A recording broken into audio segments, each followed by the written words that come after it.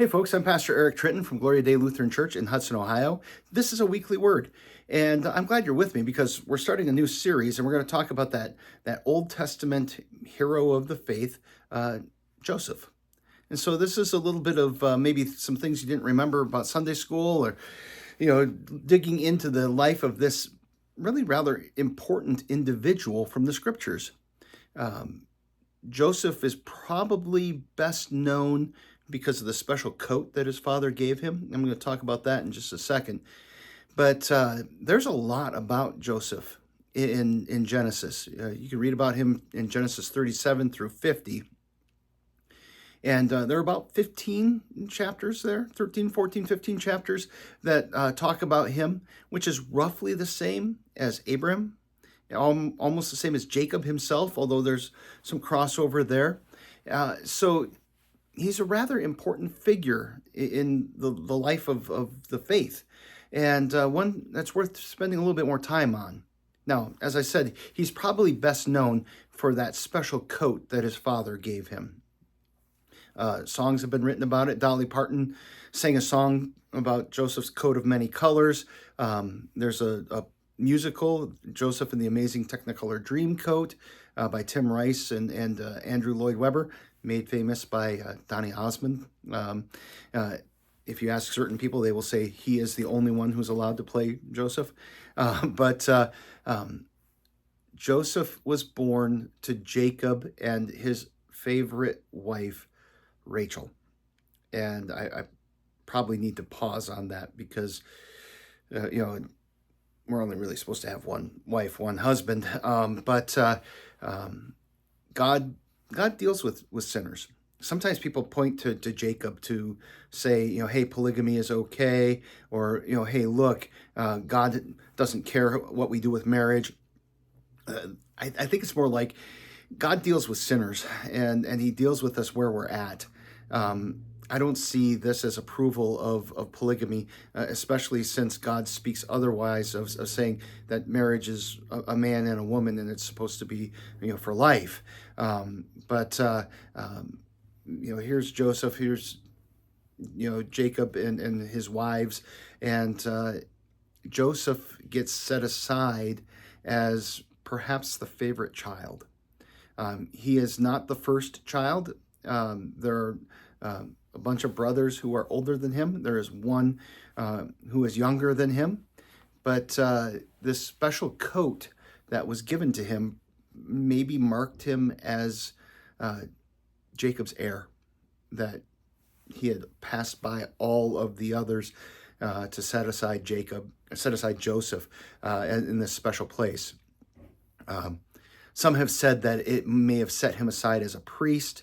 Others indicate that there are other significances to having this coat, but one way or another, Joseph got special treatment from his dad, and that aroused jealousy in his brothers. And that's going to be an important part of our conversation next week when we talk about what happened to Joseph after the events we read about today.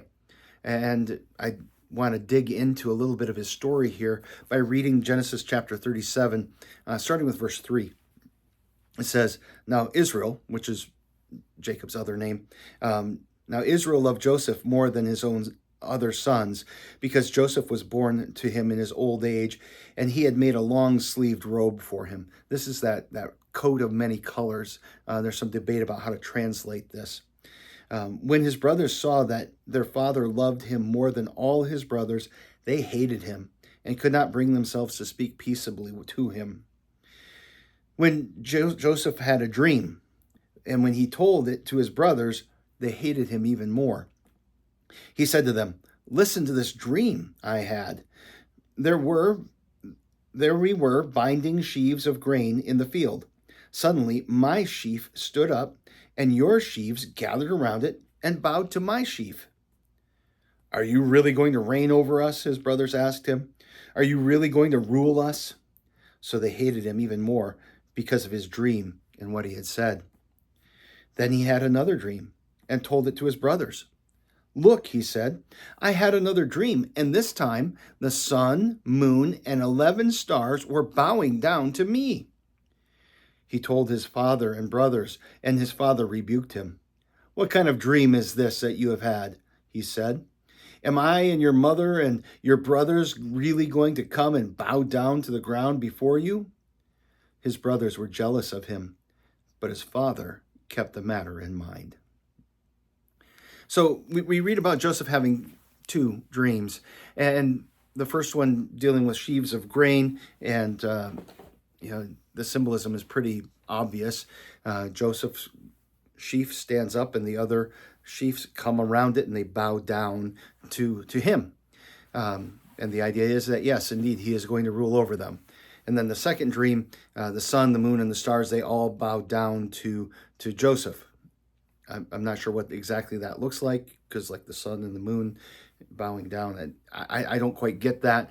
But the message is very clear that Joseph is going to be in this position where his family is going to bow down to him. Now, nothing else is ever said about these dreams as you read through Joseph's story. But as that story unfolds, one of the things that we are going to find is that this is exactly what happens. Not sheaves and not sun and moon, but Joseph's brothers do bow to him, and his father does as well. But I'm getting ahead of myself because we need to get to that part of the story first. But I do want to talk a little bit about dreams. This is something that people get really fascinated about. On the one hand, when we use the word dreams, sometimes we're talking about wishes and aspirations, and chasing our dreams and pursuing those dreams, and that can be all well and good. But the dreams that Joseph had are different. They're prophetic. And sometimes we talk about our dreams coming true, and maybe that's a good thing, maybe that's a bad thing. But it's not always clear if dreams that people have come from God, or from themselves, or from the devil. And so as we think about dreams and how do we handle this, it's important to remember that there are false prophets who report having dreams. When we read the book of Jeremiah, there's a big conflict where the prophets are saying, I had a dream, and God says, nope, I didn't send you a dream. They're going around saying, thus saith the Lord, and he says, nope, I didn't say those things. I like the line from Christmas Carol where Scrooge is talking with Marley, and he says, you might be a bit of bad beef, that I ate.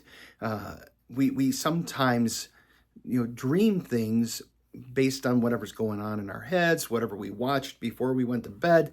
There are all kinds of things. So when we deal with dreams, I think it's worth having a heavy dose of skepticism as to whether or not this dream is some kind of a prophecy or something that's come from God. And yet, we need to remember that in Genesis 37, verse 11, it tells us that Jacob kept these things in mind, because sometimes God does use dreams to communicate with people. I've heard stories from converts to Christianity from Islam that they saw visions of Jesus in their dreams before they came to faith. Or through dreams, they were led to a particular person who would tell them about Jesus. I think God gives us dreams sometimes to give us a vision of the future. Gives us a calling to ministry sometimes through dreams.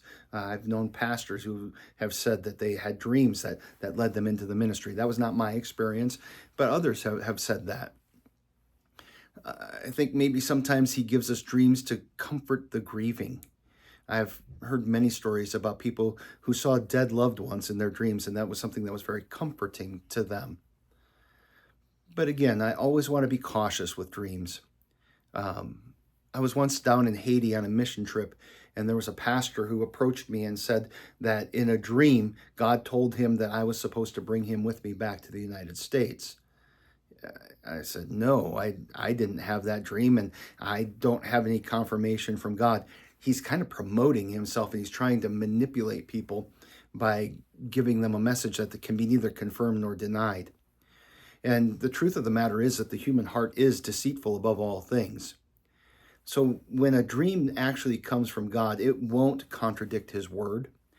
And I think that on the whole, they're going to point us to Jesus and to his gifts. They're going to show us how Jesus is blessing us or how he is calling us to himself. So dreams do play an important role in Joseph's life. We're going to talk a little bit more about how he interprets dreams later. But before we get to that, we need to talk about Joseph being sold. And that's what we'll get into next week. God's blessings. I hope that this was something that was interesting to you, helpful to you. If so, please like it and share it. Otherwise, I will see you next week. God's blessings.